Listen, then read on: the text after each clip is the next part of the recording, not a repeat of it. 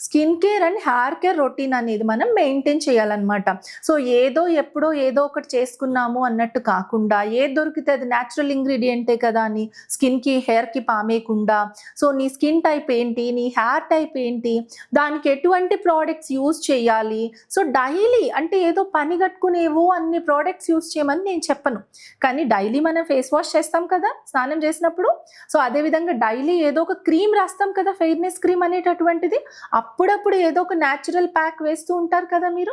So అవి మీ skin type ఏంటో తెలుసుకుని ఎటువంటి ఫేస్ వాష్ యూజ్ చేయాలి, ఎటువంటి డే క్రీమ్, నైట్ క్రీమ్ వాడుకోవాలి, ఎటువంటి ఫేస్ ప్యాక్ వేసుకోవాలి, అది హర్బల్ అయినా లేకపోతే మనం బయట నుంచి తెచ్చే కెమికల్ అయినా కూడా. ఎందుకంటే హెర్బల్ ఇంగ్రీడియంట్స్‌లో కూడా అందరి స్కిన్స్‌కి అన్నీ సెట్ కావు. కాబట్టి మీ స్కిన్ టైప్ ఏంటి, మీకు ఏం సెట్ అవుతుంది అని తెలుసుకొని నాలెడ్జ్‌తో మీరు యూజ్ చేయాలి.